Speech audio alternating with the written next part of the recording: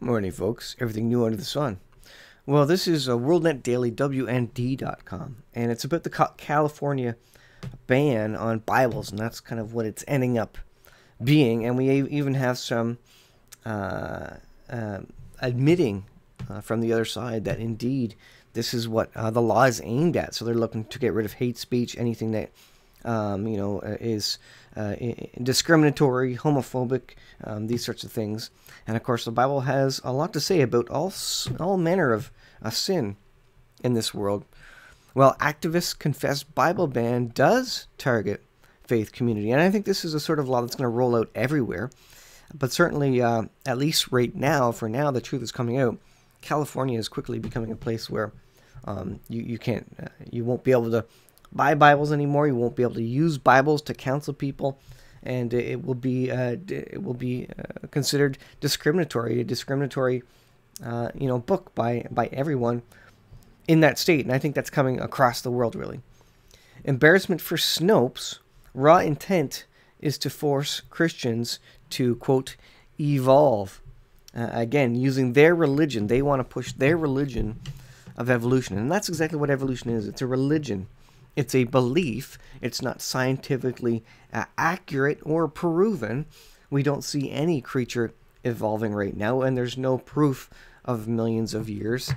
And it goes on. The creation evolutionism debate is ongoing, and we could get into that. But this one is interesting about basically the persecution of Christians that's coming to the world, and we expect that in the last days. But, as these articles come up, they shouldn't be surprising, but they are still surprising when the left is targeting the left in their religious furor, is targeting, the Christians, the conservatives, and wanting to ban Bibles. No more free speech, I guess, in the land of California. In what could be a huge embarrassment for online fact-checker Snopes, both lawmaker and an LGBT activist have admitted a California state bill targets pastors. So they admit they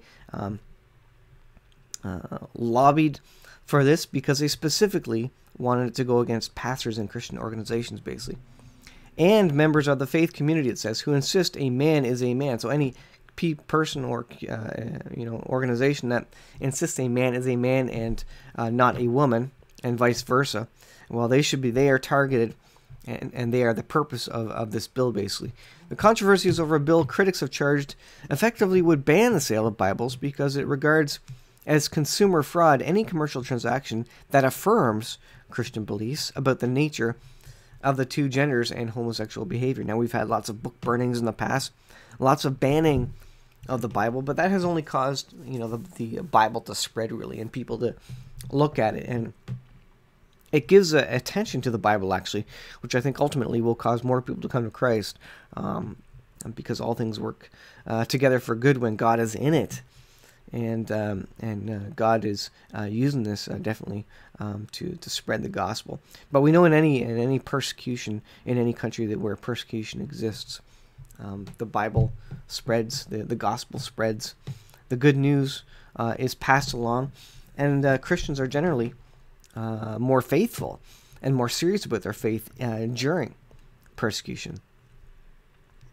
It goes on. WND reported Monday Snopes blasted the charge that the bill would ban Bibles as false and huge red lettering. Snopes admits the bill relates to gay conversion therapy, but states that the legislation does not mention the Bible, Christianity, or religion at all. It acknowledges analysts were not clear whether the text of AB 2943 would amount to a blanket prohibition on any and all sexual orientation change efforts, and quotes the homosexual sponsor of the bill, saying the Bible itself is not a gay conversion therapy manual.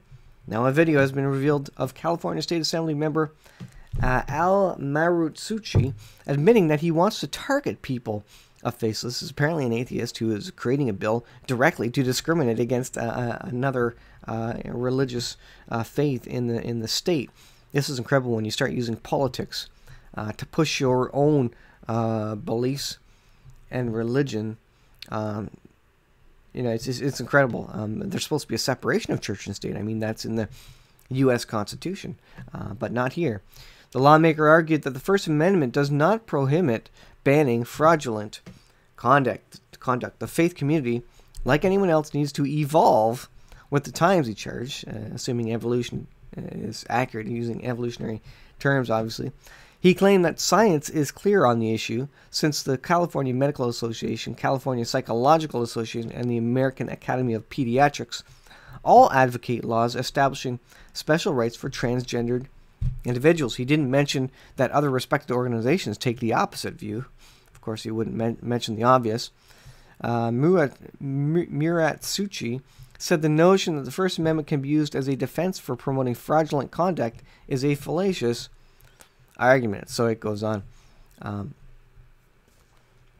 Let's see. I may not be able to find every little camp, every pastor, but I can make it something that is culturally unacceptable, he said. Yes, it's directly affecting mental health professionals, but by proxy, it's affecting everybody else. So it goes on and speaks about Snopes. I'll put the link in the description. What I think is interesting is that I think they will ban the Bible. I think it will be termed as hate speech. I think most people already believe it's full of hate speech. Most people believe that. And it's certainly full of truth and speech that people don't like, because people are sinful and they like their sin. They don't want to stop sinning. And so when you have a book that says to stop sinning and names out the individual sins, well, people don't like that. And of course, it's easy to ban it. It's easy to close your eyes and cover your ears and cover your mouth and and pretend it doesn't exist and create laws to ban it, outlaw it, etc. But ultimately, the left is just pushing their own religion in place of Christianity. And I guess that's fine, ultimately. The man can do whatever he wants. That's the free choice of man. But God is coming back one day to hold all peoples to account for their decisions that they made. And God's going to ask them, why didn't you believe my word? I gave you all the evidence in the world, literally. The rocks, the rocks are pretty much crying out. And the heavens declare the glory of God. And so they will have no excuse when God comes back and when the judgment occurs. But for now, they're allowed to persecute, and these things are allowed to happen. So it's just an interesting story from the point of Bible prophecy to see where things are going, how fast things are coming against Christians. I think most Christians in the local church are completely unaware of what is happening around the world and what is coming closer to home.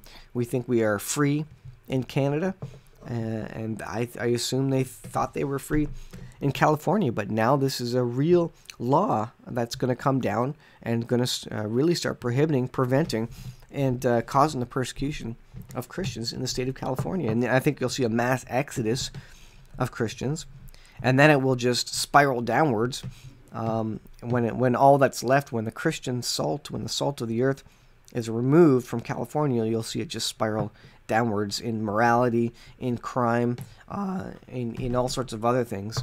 And any blessing that might have been there will be absolutely removed because there won't be any Christians left. So, interesting story as it relates to the end times. These are the sorts of stories you need to be looking at that gives an indication of where things are going and how fast things are coming against us.